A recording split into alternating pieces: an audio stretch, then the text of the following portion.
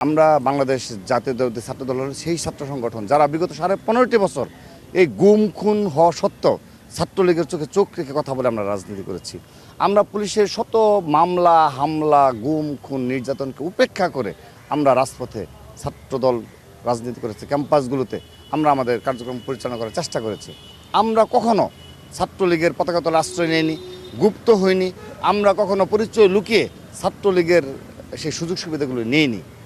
তো ফ্যাসিস্ট পতন হয়েছে, মাফিয়া হাসিনা পালিয়ে গেছে, কিন্তু সেই এত বছর পরে এসেও 2 বছর পরে এসেও আমরা সে ধরনের আচরণের শিকার হচ্ছি। আপনি দেখবেন যে 5 আগস্ট 2024 সালের পর থেকেই আমরা দেখেছি বিভিন্ন ক্যাম্পাসে মব করা হয় প্রতিনিয়ত। রাত 12টা 1টা 2টার পরে তাদের অশ্লীল স্লোগান এবং আমাদের সরাসরি যে মাননীয় প্রধানমন্ত্রী যিনি রয়েছেন তার নামের সহ অনবরত এগুলো চলেছে। তারপর আপনি দেখেন আমাদের আমরা যেন হলে আমাদের যে যারা রানিং স্টুডেন্ট রয়েছে তারা যেন হলে অবস্থান করতে না পারে, ক্যাম্পাসে যেন রাজনীতি করতে না পারে, সেই ধরনের ক্ষেত্র প্রস্তুত করেছে এই যে এই ইসলামী ছাত্র শিবির। যে ছাত্রলীগ এই স্টাইলে সবগুলো ক্যাম্পাসে এভাবে দেশীয় অস্ত্র প্রদর্শন করে আমাদেরকে এই ছাত্রদলকে প্রতিহত করত।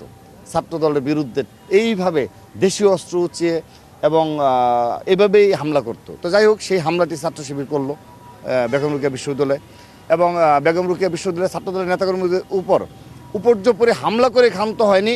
তারা আবার সব ধরনের অস্ত্র প্রদর্শন করে কয়েক ঘন্টা ব্যাপী তারা সেখানে মহড়া দিল।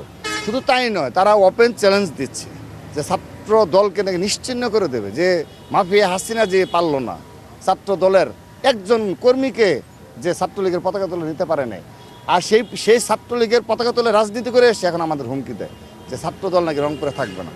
তো যাই হোক, তারা এই ধরনের কর্মকাণ্ড করেছে এবং তারপর এই কর্মকাণ্ডকে পুরোপুরি জামাতের শীর্ষ নেতৃবৃন্দ সোশ্যাল মিডিয়া সরাসরি সমর্থন করেছে। আমরা কি সব জায়গায় কি তাদের হাতে মার খাবো? তারা কি আমাদের মেরেই যাবে ছাত্রলীগের মতো করে? এই দিন তো আর নেই। আমরা তো সেই ছাত্র সংগঠন যারা এই ছাত্রলীগের বিরুদ্ধে লড়াই করে আমরা টিকেছিলাম।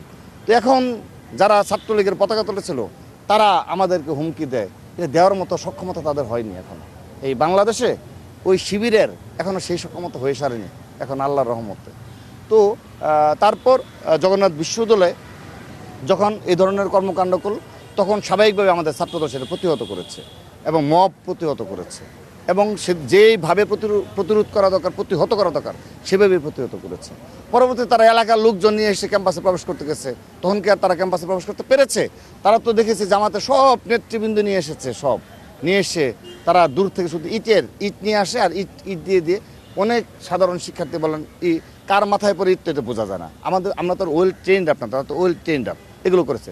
তারপরেও কিন্তু ক্যাম্পাসে আমরা কোনোভাবে বিশৃঙ্খল হতে দেইনি।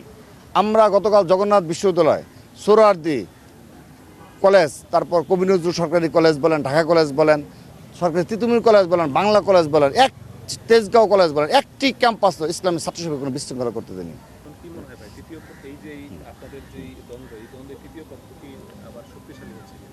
অবশ্যই তারা তো শক্তিশালী হচ্ছে এবং ফ্যাসিস্ট পুনর্বাসনের পথ সুগম করছে শিবির।